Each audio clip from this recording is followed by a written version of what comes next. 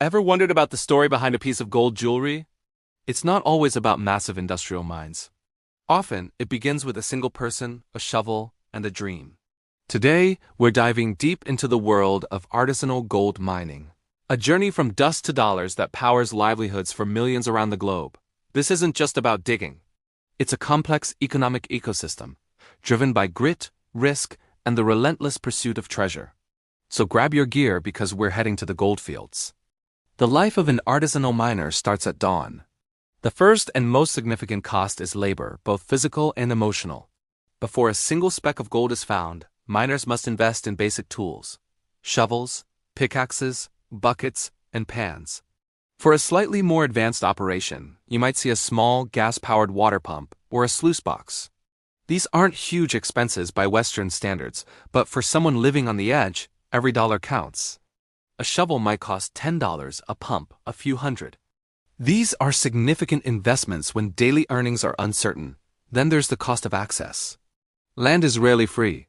Miners often pay a fee to a local landowner or a community chief. Or they work under an informal agreement, promising a share of whatever they find.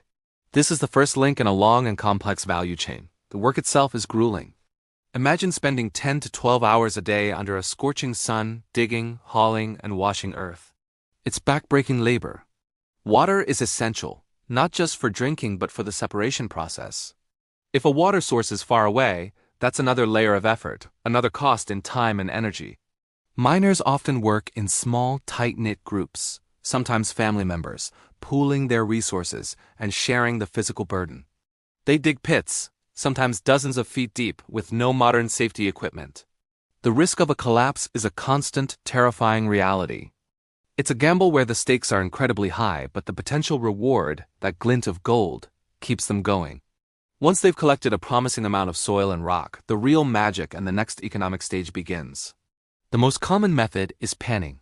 Using water and a shallow pan, miners skillfully swirl the mixture of dirt and gravel. Because gold is incredibly dense, it settles at the bottom while the lighter material washes away. It's a technique that's thousands of years old, requiring immense patience and a trained eye. You can watch for hours and see nothing, and then suddenly, a few tiny shimmering specks appear. This is the moment of truth.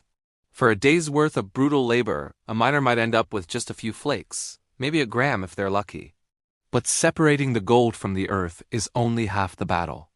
Often, the extracted gold is mixed with other minerals, or it's in the form of fine dust. To consolidate it, many small-scale miners turn to mercury. This is one of the most controversial aspects of artisanal mining. Mercury binds with gold to form an amalgam, a solid lump that's easier to handle. The amalgam is then heated, burning off the mercury as a toxic vapor and leaving behind the purified gold. While effective, this process is incredibly dangerous, posing severe health risks to the miners and causing long-term environmental damage. Safer alternatives exist, but they often require more investment and training, resources that many miners simply don't have. This is a stark reminder of the difficult choices people must make when their survival is on the line. So now, the miner has a small, tangible piece of gold. What happens next? They can't just walk into a bank and cash it in. This is where the informal economy kicks into high gear. The first point of sale is usually a local gold buyer. These buyers are often stationed in a nearby village, or a makeshift camp right at the mining site. They have a small scale and cash on hand. The miner, exhausted and needing money for food and supplies, brings their gold for a way in. This is a critical and often nerve-wracking transaction. The miner has little to no bargaining power. The price they get is never the full market rate you see on a stock ticker. The local buyer has to make a profit and account for their own risks. The allure typically offer a price that's anywhere from 70 to 90% of the global spot price. The purity of the gold is also a factor. The buyer might make a quick assessment, and if it's not pure, they'll offer an even lower price. For a miner who has risked everything, this moment can be both a relief and a disappointment. They get the cash they desperately need, but they also know that their precious metal is worth more. But with no other options, they take the deal. This is the first major step up in the value chain, where the gold is aggregated from many individual miners. From the local buyer, the gold begins its journey up the economic ladder. These local buyers might be independent operators, or they might work for a larger regional consolidator. Several times a week, a regional dealer will travel through these mining communities, buying up the collected gold from the smaller buyers. These dealers are the middlemen who connect the remote, informal mines to the formal, global market. They operate on a larger scale, dealing with kilograms of gold, not just grams. They have more capital, better connections, and a deeper understanding of the market dynamics. They absorb a lot of the risk, but they also take a significant cut of the profit. These regional dealers then transport the gold to a major city or a trading hub. Here, the gold might be smelted and refined to a higher purity, often 99.9%. It's transformed from a raw, rustic nugget into a standardized bar or ingot.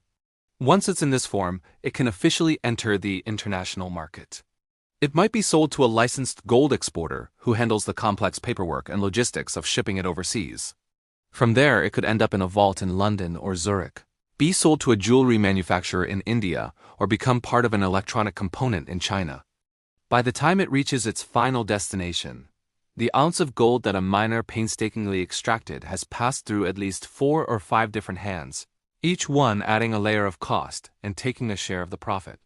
The global price of gold, set thousands of miles away in trading centers like New York and London, has a direct and immediate impact on the miner.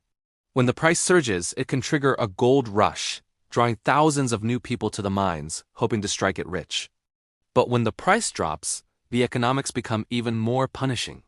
The costs of fuel, food, and tools don't change, but the value of their find does. A 10% drop in the global price can be the difference between breaking even and going into debt. They are price takers in the purest sense, completely at the mercy of global forces they have no control over. So when you look at a piece of gold, remember the journey it took. Remember the person who spent their day in a muddy pit, the meticulous process of panning, the risky transaction with a local buyer, and the long, winding path it traveled to reach you.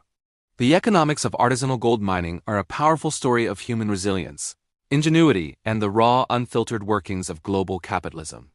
It's a world built on hope, where fortunes are sought one speck of dust at a time. It's a reminder that behind every precious commodity, there's a human story of struggle and survival.